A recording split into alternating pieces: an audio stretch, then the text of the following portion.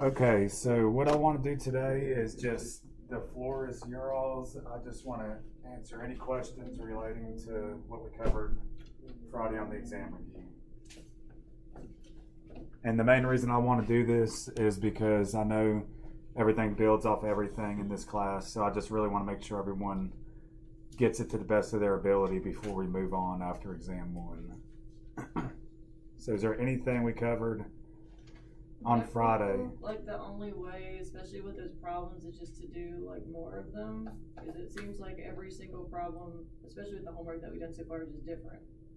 So, I mean, like you said, do ones where like you can do just like different journal entries and then other stuff. Like I keep getting confused with the balance statement and the income statement because they're all different. Like they're all set up differently, and I can't remember like which one is which. Like the income statement is as opposed to the balance sheet. Like the statement of owner's equity, just because they're all different, basically. Right, they're all different, but they're all tied together. Well, yeah, but I mean, just how they're originally set up, because you got stuff that's on the left and stuff that's on the right, and it's different. Right. So pretty much, I think what you're trying to think of is the debits and credits side of on the financials, the actual statements themselves. Mm-hmm. Really, when you're building, the only thing you're really concerned on the debits and credits for the most part is on your trial balance, because that's where you're lining up your debits and credits. Mm-hmm. On the actual statements, you just need to know the order of the components. Like, you know, the income statement, for example, starts with revenues, and you back out your expenses, right? Then that'll give you your net income. No matter what, that's the format of your income statement every single time. Well, I think part of it too is just what they put on each one, because like some of them they put like all of it, and then there's some they just put like use like revenue and just certain parts of it, and it's just Because each income statement's conditional upon the activity of a company, so they're not all income statements are going to look the same, whether you're in a manufacturing industry or a service industry, or just depending on what type of elements a company or what type of activity a company has going on. But overall, the income statement for any firm is going to just be your revenues and backing out your expenses. That's what it is. But the debits and credits, pretty much you have to know those, because that's how you're building those accounts that you see in the unadjusted trial balance. That's what the debits and credits are building. Yeah. Does that help explain? Yeah, I think part of it too is I'm just gonna have to sit down and basically memorize like which one is which, because I mean there's so many different components, right? You got accounts payable, you got accounts receivable, and you just got all these little tiny, and you just And that's where just practice and time comes, because if everyone's getting what she's saying, every income statement, every balance sheet is different based upon the activities of the company. But within every element of, like, say, a revenue, there's all different kinds of revenues. Like for shareholders' equity, there's all different types of components of shareholders' equity. Same thing with assets. Like for current assets, we have like cash, accounts receivables, inventories, prepaid. So that's when it starts getting confusing, because there is so many different elements. But for the most part, at this point, we're not going to throw too many variables out there right now. But really, the main thing now is knowing your debits and credits, and obviously knowing what an asset is, what a liability is, and then just the main components that are on the statements, like the income statement. What's on an income statement? Revenues, expenses, right? Why are we recording revenues and expenses on an income statement? What are we measuring? How much money? Right, how much money we're making in a period, right? We want to know, like if we have a business, we want to know whether we're making money or losing it. And the only way to measure that is to know what we're earning and what we're expensing, right? Same thing on a balance sheet. A balance sheet is just at a point in time what the condition of a company is. So it's just your assets, liabilities, and equities. And remember, equities is just net assets. So it's the owner's rights to whatever assets are left over after you've satisfied, or meaning you've paid off the liabilities. Statement of retained earnings is just showing the equity of a company at the beginning of the period, what changes happened throughout it, and then the end of the period. But I think if you're really confused right now, it's probably because when we make like adjusting entries and stuff like that, like we're moving what usually was a credit, we're debiting it and moving it all around. That's probably where you're confused with the most part, and that's just coming back to knowing what elements are original debit balances, like, and what are the original debit balances? Like, what is cash? Right. What are those? Assets. So if you can remember, assets are debits, right? Then every single asset you could think of, whether it's a property, plant, and equipment, a cash, accounts receivable, they're always going to be a debit. Unless you're reducing them. Why would you reduce an asset? For example, supplies. If we have less supplies at the end of a period, we have to expense it. So we credit the supplies off, to reduce it, and then incur the expense as a debit, right? So same thing, expenses are debits, right? So no matter what type of expense we have, we're always going to debit it. And every time we debit an expense, it just increases the line item of an expense on the income statement. Is that making sense to everybody? Yeah, I just feel like where there's so many moving parts, like, I know each chapter basically builds on itself, but like, I don't know, every problem just seems kind of basically like it's different. But I mean, I don't know. Does everyone feel decent about the material we're about to see on this exam on Wednesday? I mean, so is everyone just completely lost right now? I mean, I mean, not completely, just somewhat. Just somewhat. What's the main thing? Just knowing, do you know, okay, the order in which you build the financial statements, does everyone have that down? Which statement do you build first? What statement's after the income statement? Right. Why do you build the owner's equity after the income statement? You have to close the income to see the equity. What's after the statement of retained earnings? Balance sheet. Right. And why do you do the balance sheet after the statement of owner's equity? Because we have to have the equity to plug into the equity section of the balance sheet, right? I mean, where else are y'all struggling? Is it the flow of that, or is it really just the debits and credits? Knowing what's a debit, what's a credit, and just trying to... what you just said. Like, I don't know exactly. Like, it says, okay, set up a balance sheet, and I can't tell you, like, what I'm supposed to even write down. I mean... So what does a balance sheet show? And that's your accounting equation, right? So you're always going to start with your assets, then on your left-hand side, then you'll have your liabilities and your equity on the right, correct? What's the order that assets are listed on a balance sheet? Most liquidable. Order of liquidity, right? So if you're given, like, and are you talking about like you just have a list of items and they say build a balance sheet? Basically, you said you got to start with one and then you got to move on. Like, okay, you got a balance sheet, you got the income statement, and like which one comes when and what do I write down for each one? Basically, I mean, just the general. How do I set up? Like, I don't know. I know the debit and I know the credit basically, but I can't like. Okay, so you said you start with assets and all that. Like, I couldn't have told you that if you just didn't say that. I mean, you didn't know that you start with assets on the balance sheet. If I had read it, like, if I had the chart, like, sitting in front of me, but, like, I haven't, like, memorized it. I haven't gotten to the point where I can just, okay, this is a balance sheet. I start with this, and then I move to here and here and here. See, and the main thing with the statements is the balance sheet. If you're building a balance sheet, you just need to know the formula pretty much. What's on a balance sheet. And then obviously if you know the assets, liabilities, and equities are, you just have to know the components of each of those. And I know I'm kind of just talking in circles here. You just have to know the components to be able to plug into them, right? Yeah, so let's just talk about it here. Like, I mean, and are you talking about just if I give you, like, if you're looking at an adjusted trial balance, right? So is that what you're talking about? Just looking at an adjusted trial balance. If I say build a balance sheet off that's where you're having trouble building one, or building an income statement just looking at the adjusted trial balance. Is that what you're saying? Like, I'm probably thinking back to like chapter like 1 where we had like, I mean, all these different components, and we had like an owner's thing and a statement of income, and just like, because you said you got to start with one and it has to go in a certain order, and if you do the wrong one first, then it's like you just basically screwed up your whole problem. Yeah, I mean, because like we just said, the income statement's first, right? Because we have to see the performance to close it to the retained earnings. That's always going to be the same order, right? So, I mean, what I'm asking you is if I'm asking you to build one of those statements, are you having trouble based upon the adjusted trial balance? Like just looking at the debit and credit columns, are you having trouble building one off that? I mean, I basically know what's a debit and what's a credit. It's just what order you go in, like how to write down. Like you said, you start with that asset and then you move to something else after that, and just I don't know what order you go in. Okay, let me see here.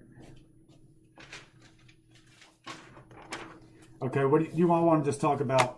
An income statement at first? Do you want to just start with that? Or? That'll be fine. Yeah. Okay, and we'll just make it up as we go. Okay, and we'll talk about it, and I'll write it out over here.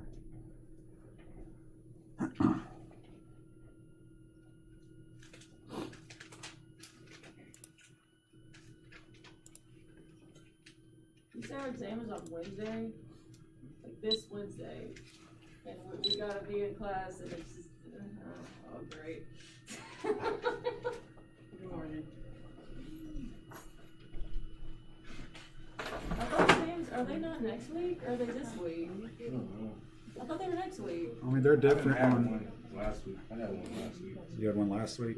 Yeah, I mean, I'm giving my first wave up this week. Okay, sorry.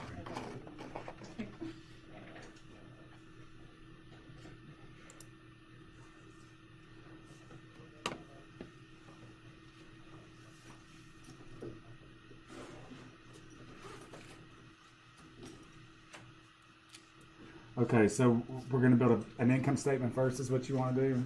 Yeah, that's fine. Okay. So what does it start with? Obviously, we know we have the title up here, like so ABC Company, right? Then it's the income statement. And then it's for a period of time, right? So for the year ended, because it's for the actual year.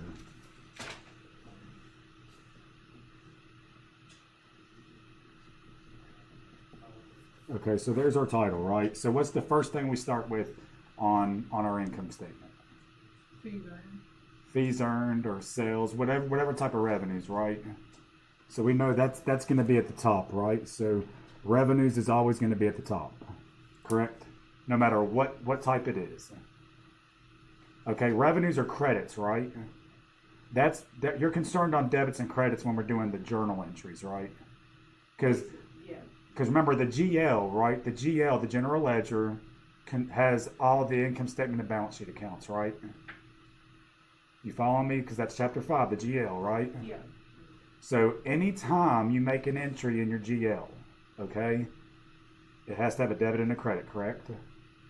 And the GL controls all the accounts on the income statement and the balance sheet. So just listen. So if I make an entry in the GL, say if I debit accounts receivable, okay, in the GL, on my balance sheet, that's a balance sheet account, accounts receivable, right? So if I'm debiting that, that's increasing an asset on the balance sheet. And then if I credit revenues, that's increasing the revenues on the income statement. Okay? So there's where your debits and credits match your statements. You're actually, when you make an entry on your GL, you're directly impacting, you're moving the amounts around on the statements just by that debit and credit.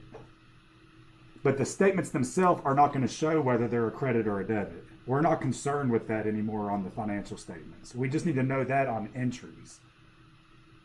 And that's just part of the system so it all stays intact, right? So is it going to tell you basically on each problem on the test which one, like you want a debit and a credit on each one, you just going to have to know basically? I mean, like you said, you didn't have to write. Well, everything's going to be multiple choice on the quiz. Okay. I'm just the theory, because I feel like you just feel like the debits and credits have to show up on the statements, and that's not the case. The debits and credits are only, you need to know what elements are debits and credits, because when you make an entry in the GL, like I just said, if you're debiting an expense, then that's going to increase the expense line, because it's revenues minus expenses, long and short is all, and then you're going to either have net income or a net loss at the end of the day, right? I mean, long and short, that's what the income statement is, right? So every time you make an entry in the GL, chances are most likely it's going to affect both statements, not always, but you just have to know what the debits and credits are. So when you make a GO entry, it's directly impacting these statements. So all you need to know on the income statement, your revenues, these revenues equal credits, right? Your expenses equal debits, pretty much. So every time you debit an expense account, you're increasing the line item on an income statement if you enter it in the GL. Does that make sense? Yeah. Now on the trial balance, you're concerned with what debits and credits are. Does everyone remember what the trial balance is? Remember, that's what you build the statements off of. Is that the one where the example was like the cash was missing and you had to figure out? Right. Yeah. And trial balance, you just want to make sure it's exactly what it's saying. Trial balance. You just want to make sure your debits and credits are balancing. Okay. And that's where you have to know. Okay, now you need to know what's a debit and what's a credit, because if you're going to go through and look at your stuff, you need to know what the debit and credits on your trial balance, right?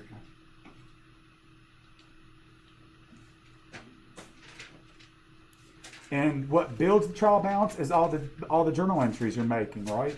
Based upon the chart of accounts in the GL. So when you make all those entries throughout the month, at the end of it, the unadjusted trial balance is what the end result is after you make all those debits and credits. Because like I said before, if I'm debiting accounts receivable, if we provided a service, if I'm debiting accounts receivable, that's increasing the AR on the balance sheet. And then crediting revenues, that's increasing revenues on the income statement. So at the end of that period, when I look at the unadjusted trial balance, all the debits and credits I made in all the different accounts are going to be sitting on that unadjusted trial balance. Then you go through with your accruals and deferrals, the adjusting entries, to get to the adjusted trial balance, right? And then that's where you build your statements from. Does that help at all? I mean, yeah, I'm gonna have to go back and look at like a whole bunch of stuff. I mean, it'll be okay. I think really, if you're having trouble right now, it all comes back to the debits and credits, and what element is which. That's what I really think is stumping most people if they're stuck. Yeah, I mean, I just gotta go back and study. I don't feel like I have nearly as much time to spend on this class as I do on like some others. I'm just gonna have to go back. I mean, do you all feel like I need to assign more homework? No, I'm just saying like I'm For just gonna additional go back and practice. I watch, mean, like read the book, look at the PowerPoint. Because honestly, I'm wanting you all to have read the chapter realistically before we go over it in class, because then anything that's not sticking out while you're reading it, then it probably will when we're going over it in the class. Not always, but that's usually that's the best way to approach it. I like giving comprehensive problems, but if you feel like we're not getting enough practice, I can always give additional assignments, to ensure that you're getting the practice.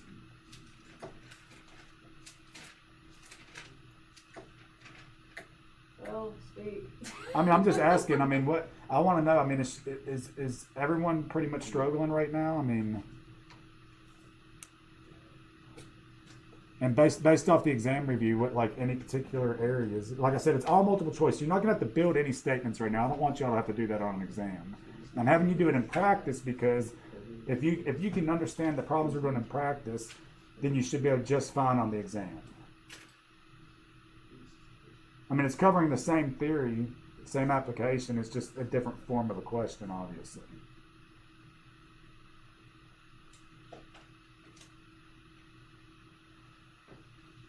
So, what accounts are increased with debits? Expenses. What else? Assets. What about credits? What accounts are increased with credits? Equities, liabilities, what else? Revenue, right.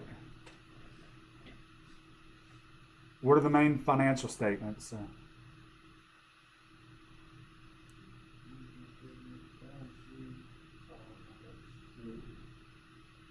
Well, trial balance isn't a financial statement. That's how you go about building financial statements. So income statement, balance sheet, statement of owner's equity, right? balance sheet.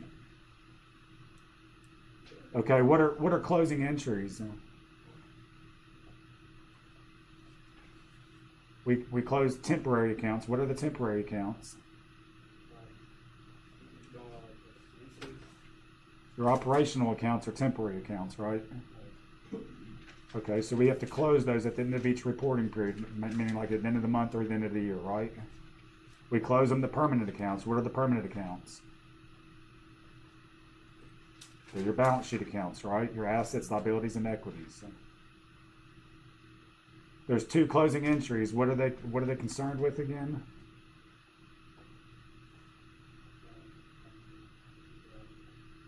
We're closing the temporary ones, but we want to close our revenues and expense accounts and then the drawing account, remember? And once again, that's based off that long problem we did in class, that 5 parts.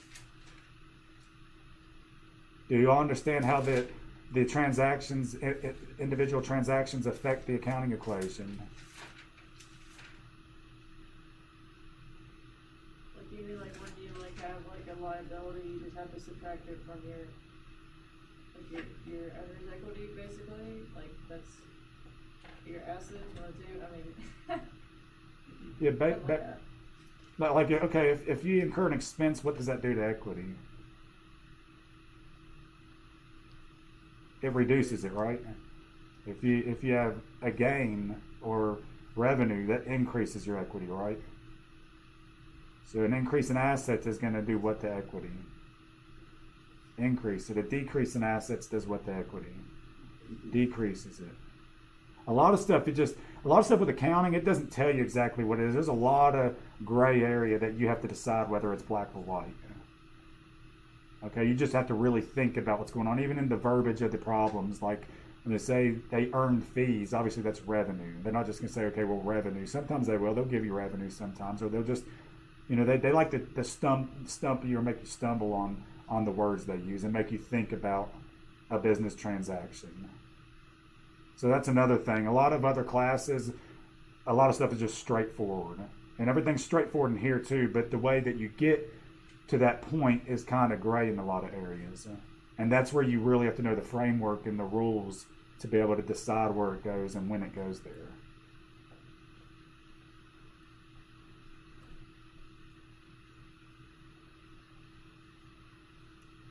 Anything else that anyone's struggling on besides everything?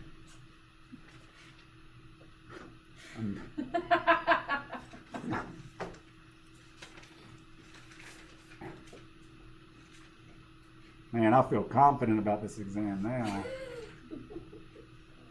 just give us like softball questions. I mean, then we'll all do good. I mean, I tried to give you the best review I could Friday. You did? Yeah. Have you all studied the review, like actually studied for the exam yet, or are you all sitting on the exact same position y'all were when you walked out of here on Friday and haven't even looked at anything? Honestly, I mean, I've been in your shoes. Come on now, I'm telling you right now, I probably wouldn't have looked at anything by now if I was you all right now. I studied last night. Last night you did? Yeah. I studied for 2 hours. 2 hours. I'm gonna tell you right now, man. Like college is all about just time management. I'm gonna be honest with you. I learned it the hard way too, going my early couple of years.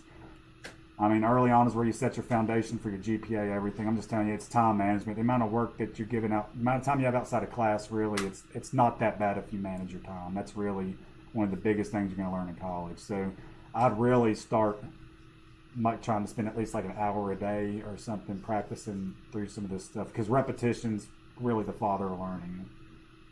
And this is a subject where you just can't go and listen in class and take some notes and then just think you're going to look at the notes for an hour or two before an exam, because that's just not going to happen. I mean, and think you're going to do well on the exam. It's accounting doesn't work that way. So just as a heads up, it's probably going to take a little more time than your other classes.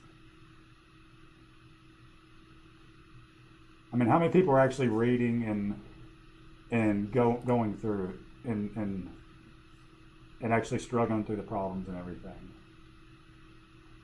Sort of. I mean, because the quizzes look good. I mean, y'all are doing quizzes pretty quick, getting good grades, so I'm hoping that translates on the exams.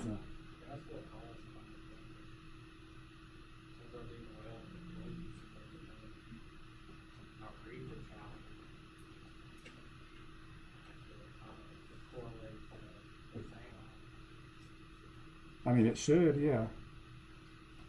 I mean, what areas in particular? I mean, is there any areas that? I mean, I know I'm trying to answer your question, but just anyone else? I'm based on the exam review. Anyone else really just struggling?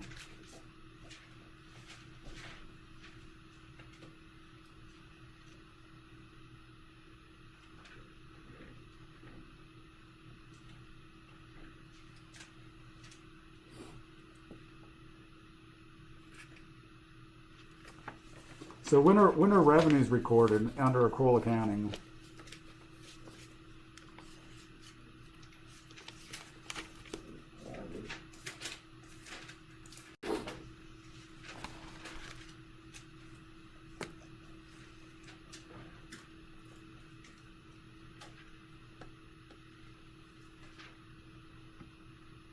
No one can tell me when revenues are recorded under accrual accounting?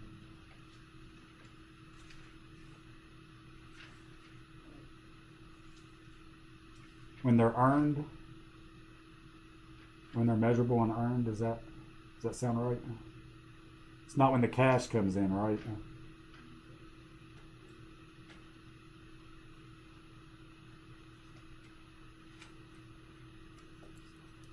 What financial statement are liabilities reported on? Balance sheet.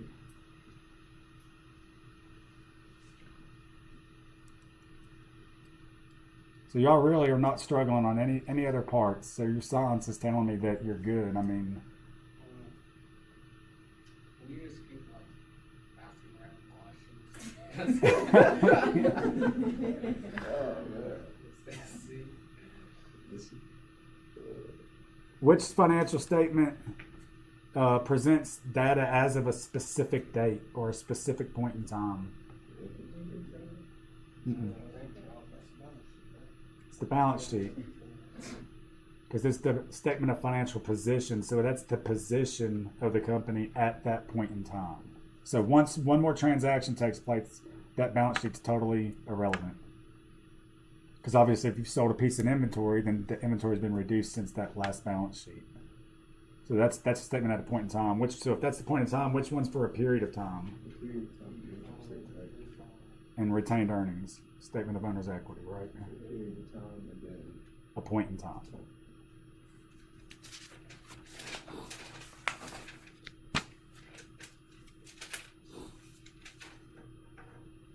Okay, if I have a journal entry that the debit is equipment and then the credit is the cash, what just happened there?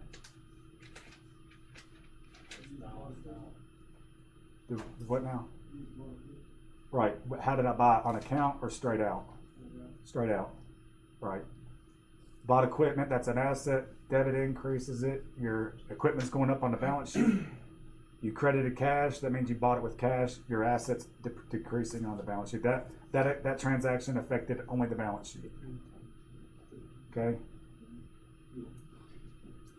What if the journal entry, if I have a debit of cash and a credit of unearned fees, what's going on there? Debit, cash, credit, unearned fees. What's that journal entry doing? Right. So we just received money from someone that we haven't earned anything, right? So when we credit unearned fees, what is an unearned fee? Well, it could be unearned rent, unearned revenue, whatever the activity is. But when I credit the unearned fees, what statement am I sending those unearned fees to? What is unearned fees? Think, because what word gives it away that it's a liability?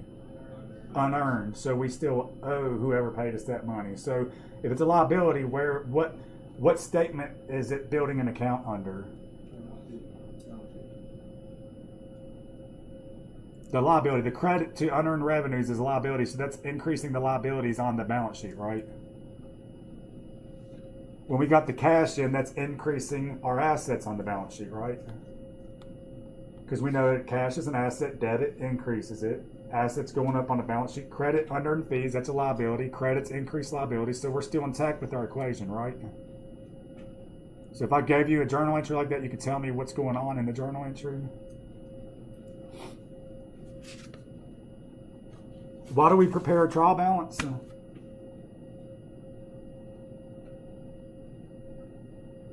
A trial balance? To make sure what balances?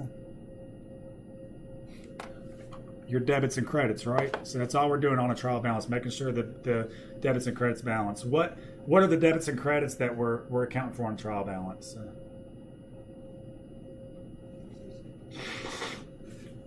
It's the items from the balance sheet and the income statement.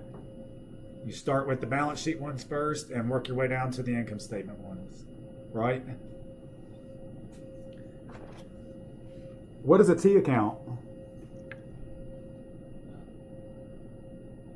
You write debits on one side and credits on the other. And on the top, there's a title of whatever the account is, right? Because remember, there's all sorts of accounts in a company, right? Cash, accounts receivable. Accounts receivable could have a lot of subsidiary accounts, right? So there's all different accounts, but a T account, right? That's just a little, looks just like a T. You got the title above and a debit and a credit side, right? And then it could be any element you want to account for: cash, accounts receivable. Why do we primarily use a T account?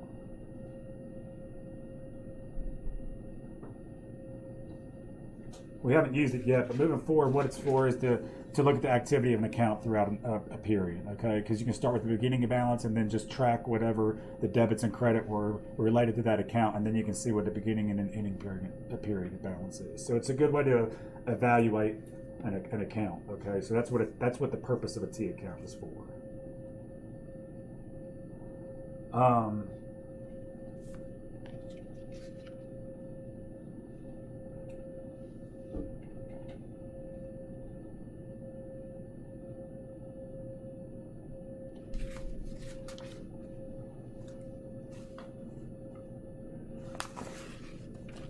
Okay, when you make an adjusting entry, what's it going to affect? There's going to be at least each statement's going to be affected. There's going to be 2 statements affected on the adjusting entries. What is it going to be? Income statement and balance sheet. Okay.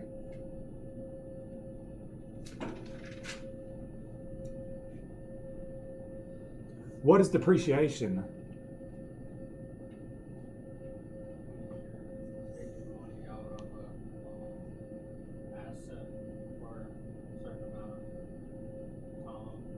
Not taking money out of an asset, not actual money. You're right. You're on the right track. You're reducing what of the asset? The value of an asset. Remember, it's a non-cash expense. It's an expense, but it's a non-cash expense. So you're reducing the value of what? What type of an asset? Is it a current asset? No, non-current. Fixed asset. Yes, yeah. What's the only fixed asset that's not subject to depreciation? How do you carry land? Meaning carried, what amount is it carried on the balance sheet at? If it's not subject to depreciation, it has to be carried at what? Historical cost, right? Okay, so if a fixed asset is subject to depreciation, then on the balance sheet, what line item can we expect to see directly underneath, like for equipment? If it is subject to depreciation, then what type of an account can I see directly under equipment on the balance sheet? A what? Accumulated depreciation. What type of account is accumulated depreciation? It's a credit, right? But it's a contra account, right? Contra account. And the best way to think of it, it contradicts the value of the asset account it's tied to, right? So it's going to reduce the value. So meaning fixed assets are carried at cost minus accumulated depreciation, right? So what's the entry to record depreciation expense? What's the debit and what's the credit? So let's say for equipment, what if I want to record $50 worth of depreciation expense for the month of January? At the end of January, when I'm doing the adjusting entries, what's that adjusting entry for the $50 of depreciation on equipment?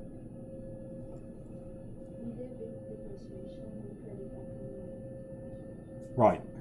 Okay, so the debit to the depreciation expense is affecting what financial statement?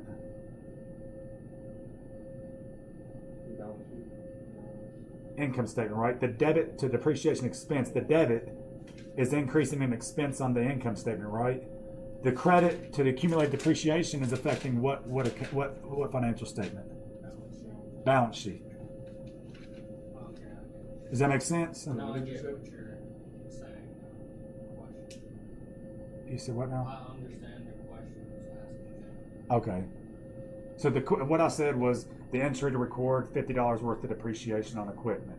It's going to be debit depreciation expense, credit accumulated depreciation. The debit increases an expense on the income statement. The credit increases your contra account on the balance sheet, which is reducing that, and that accomplishes what a depreciation is, right? We've reduced the value on the balance sheet by increasing that contra account, because that reduces the carrying value of that asset. Does that make sense to everybody?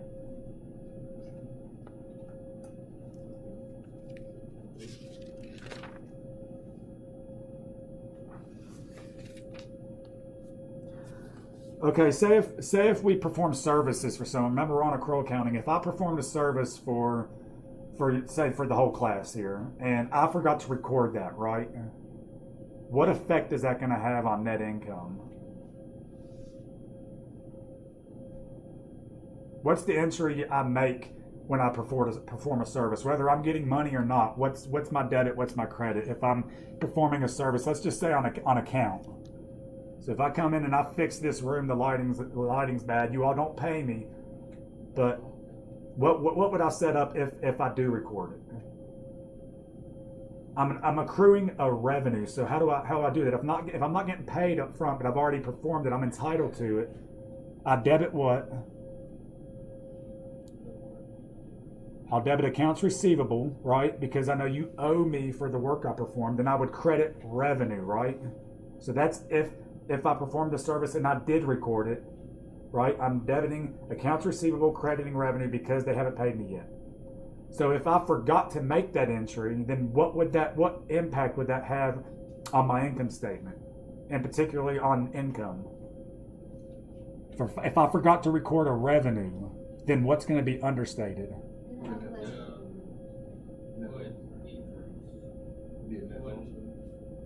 Hold on. So what, Julius? No, go ahead. A net loss would be a net loss or a net gain. It might. We don't know if it'd be a net loss or net gain because of the other activities. But if we forget to record a revenue, revenues is going to be understated. Therefore, net income is going to be understated.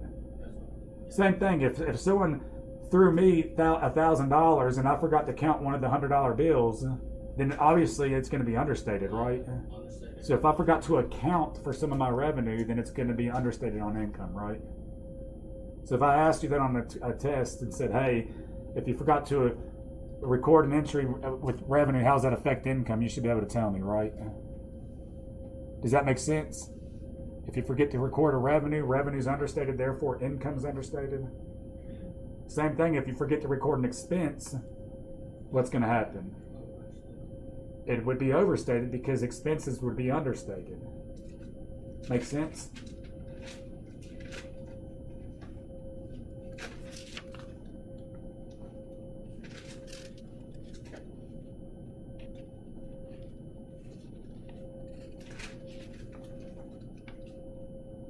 What are the 3 trial balances that are prepared in the accounting cycle?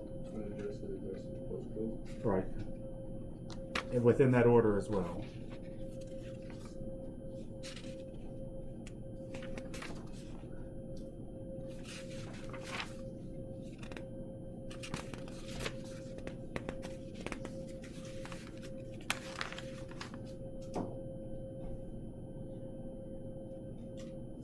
Okay, what is the 2 most common types of subsidiary ledgers? Accounts receivable and accounts payable. Right. What is a subsidiary ledger? When is it used? For your assets.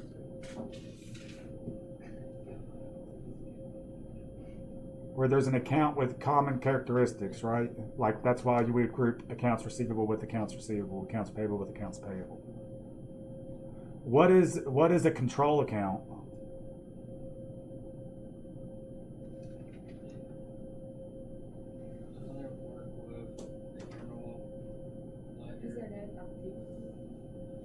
It's from what?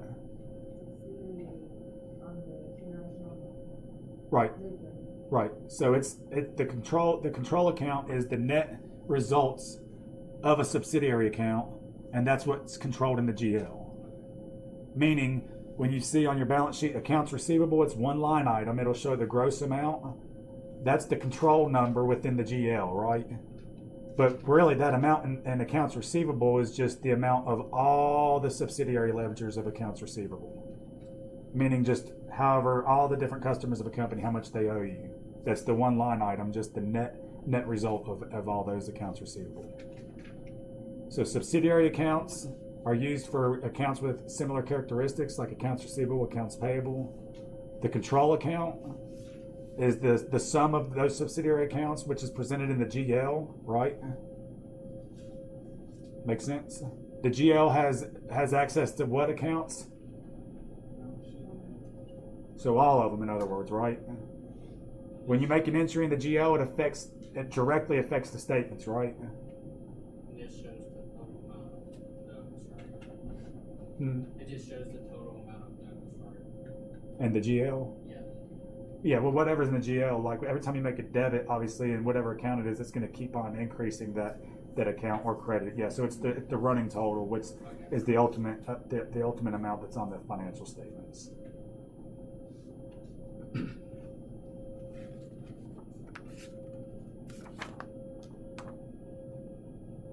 What is a special journal?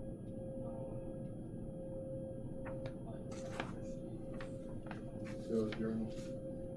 Right. Makes it easier basically because you only record one type of what you're doing, whatever you're doing at the time basically. Right, it's just a quicker way instead of being so just particular to detail. Like if we would record it directly in the GL, we'd have to be really particular on how we label everything, the debits and credits, because it would be affecting the statements.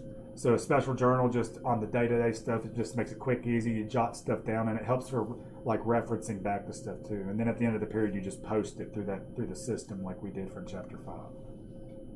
So meaning you post from your special journals to your subsidiary accounts into the GL accounts.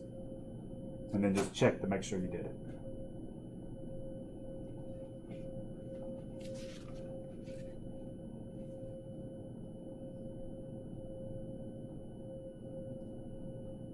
So on the accounting equation, if I pay money owed to a creditor, what's the effect on the accounting equation? So if I'm paying someone that I owe money, what's the effect on the accounting equation? If you pay what? If I'm paying cash to somebody that I owe money to, so to a creditor, so if I owe money to a creditor, what's the effect on the accounting equation? You're taking out basically whatever you had on your liability, basically, right? Like you don't owe nearly as much. So your liabilities are going to go down on one side of the equation, and what about the other side? What do you Your use? equity goes down because you have to pay. Are you saying Equity's unchanged. Right. Your assets are decreased and your liabilities are decreased. So therefore, equity's unchanged. Because remember, equity's assets less liabilities. They were reduced by the exact same amount because we used cash to pay a liability. So when we used the cash, the assets decreased, and then we paid the liabilities decreased. So overall, the company's in the same position before they made the payment. It's just now they satisfied a creditor because we just used cash and reduced an asset, reduced the liability, so the equity remained the same. So is it balanced? It's balanced, yeah. Oh, I said that. Oh yeah, so yeah, right. It's balanced. Does that make sense to everybody?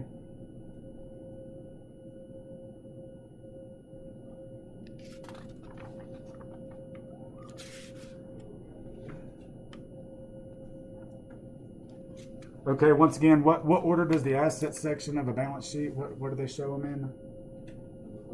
Order of liquidity.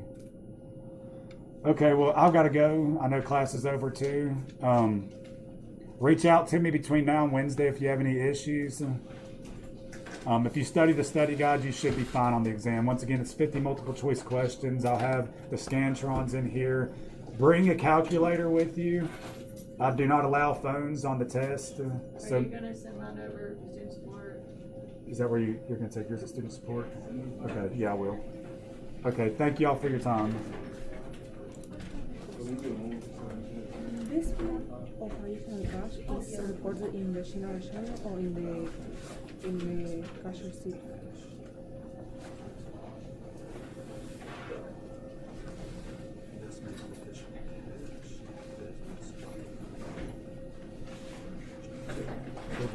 It would be in the general. Okay. Or no, investment. Cash, yeah. Oh, my bad. Either the general journal or is that for the special journal or are you talking about just for the GL? The special. The special Yeah, journal, yeah. the receipt of any cash is recorded in the cash journal, but obviously it would be in the GL as well. Okay. So you're right here, but remember on the notes when it said a receipt of cash of any sort is recorded in the cash receipts journal. Okay, yeah. What's the question? I'm sending like the homework for chapter 4, and I've got I don't know two. Have if you this had is Mel Mazur correct, the date. Have you had Mel Oh, I'm Mazur? having them right now. Does he give you like a buttload of homework every week? I mean, you didn't give us I have him for 2 classes, and between the 2, I'm like, Overall, everything's fine here. The dates, I'm not sure what the problem is, but for right now, it's fine as long as this activity is on. I'm not really concerned with the dates because we know that's beginning of the period, that's the end, but everything looks good because you got your income and withdrawals. Okay.